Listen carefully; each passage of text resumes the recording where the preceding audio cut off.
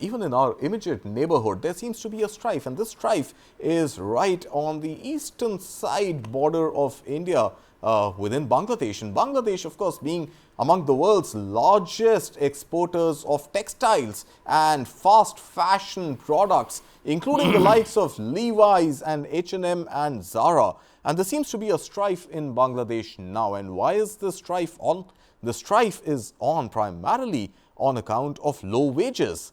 Factories employ mostly women at a fairly low monthly wage of just $75. And women and factory workers across Bangladesh have taken on to the streets in protest. And they're protesting that their salaries need to be corrected, their wages need to be corrected. Now, last month, the government of Bangladesh did increase the wages from $75 to about $90 or so a month. But Bangladesh factory workers in the textile and garment sector not happy yet with that hike and are looking to take it up about 3 times to over $200 a month. Just to put this in context, minimum wages for semi-skilled labor in a country like US are as high as $10 per hour. So what a US semi-skilled laborer can make on a shop floor in a day is what workers in Bangladesh are making in a month. Just to put this more in context, in a country like India, factory wages in the textile sector are in excess of $200 a month.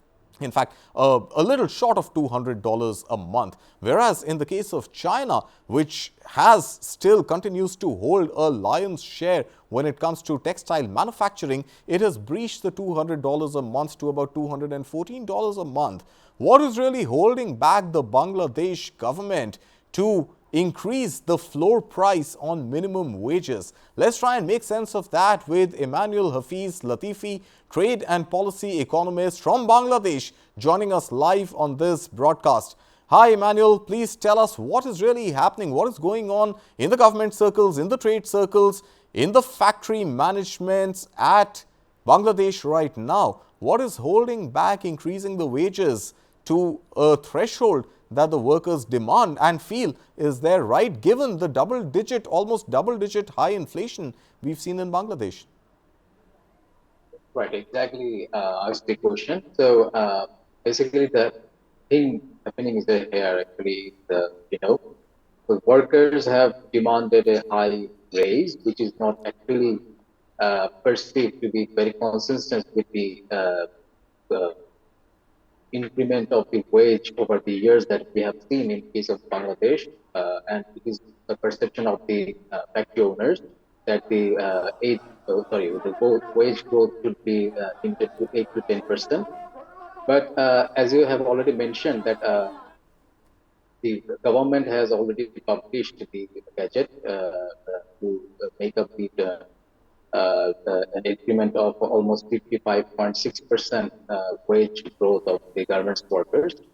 And but the workers have demanded to increase it by almost $208 uh, per month, and the demand has not been fulfilled. And we rightly addressed that the inflationary pressure in Bangladesh, which we're observing at this moment, due to some external shocks and internal revenue collection, you can say, mishap is happening over here. So that is why the resource allocation part of the country, like Bangladesh, is uh, very much can be blamed for that reason. And the inequality situation of Bangladesh, that can be also addressed as a reason for that. And overall, for the government's factories and the government's workers and the owners and the business community circles, you have asked already, the feeling is like that for the factories to run properly and to remain competitive at the global market, as the natural resources which are required by the factories are disrupted. So they, factory owners try to offset that disruption cost by addressing the and by offering the lower wage to the laborers of Bangladesh.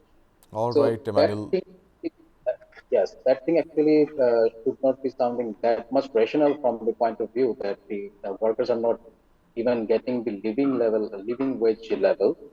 So at that point, Bangladesh government tried to intervene and tried to negotiate between the government workers Right, and and the that government owners. negotiation, of course, as we know, Emmanuel, is still on, and even the 55, 56%. Rakesh, let me bring this conversation to you. Even the 55, 56% wage hike does not cut it because there has been double-digit inflation in Bangladesh. Now, Bangladesh, I believe, is at this cusp right now where it needs to obviously concentrate on the fiscal prudence and hence increasing the wage price, the floor price of wage workers is going to make a dent when it comes to the profitability of companies and hence their competitiveness in the global market. But if it doesn't do that, then there is a strife ongoing. So one way or another, some sort of a negotiation will have to be and a conclusion will have to be arrived at fairly soon if Bangladesh wants to continue being one of the leading textile exporters to the world. Because if the prices go up, then obviously countries like China can be looked at again, countries like Vietnam, Thailand, India, Sri Lanka. We have a whole bunch out there. So what are the options available for the government of Bangladesh or the factories of Bangladesh to do? At the macro level, Kartik, first of all, it's bad news for Bangladesh, it's bad news for the subcontinental economy, and it's bad news for India as well. Because, having neighbors who are extremely vulnerable in the fiscal situation is not good news for India. Okay. We know about Sri Lanka, now Bangladesh also adds to that list. Bangladesh has really had a, successful story when it comes to exports, and that again is driven on the rise of the textile industry. Correct. They don't have too many industries to talk about to the external world, textile being the mainstay. 28% of the GDP, Rakesh, about Absolutely, $55 you're billion right, you're right. worth of Yeah, exports. and we're all 28% proud of that Bangladesh's success GDP. story that Bangladesh have had. But with inflation eating the vitals of the economy inside Bangladesh and the inability of the government to raise, wages is a challenge that both the industry and the government have to be seized of. I think, and also we must be cognizant of the fact that Bangladesh is going for elections, and it's a politically labor reform is a big challenge across the subcontinent, and a comparison next door, a comparison at the global level becomes an imperative. So when a laborer in Bangladesh asks for a certain parity, he or she is right within his or her rights in asking for that. But does the P&L of that particular company support that in the current context? It might not be supporting that. So the only way forward in this case is the government has to bite the bullet.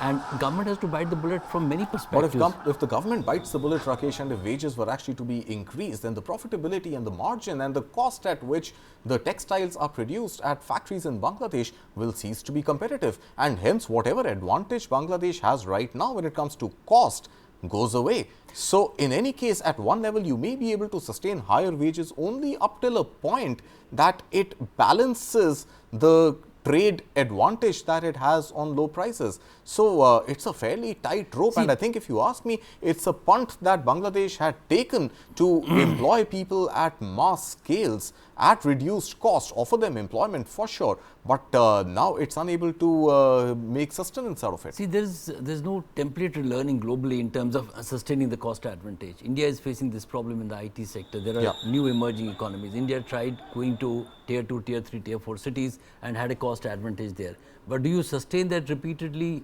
Is there a possible way of finding a cheaper labor in Bangladesh? But it's a small country. You don't have tier 3, tier 4 cities where you can locate these factories. Right. So, first and foremost in an election year, in a politically surcharged environment, it is important.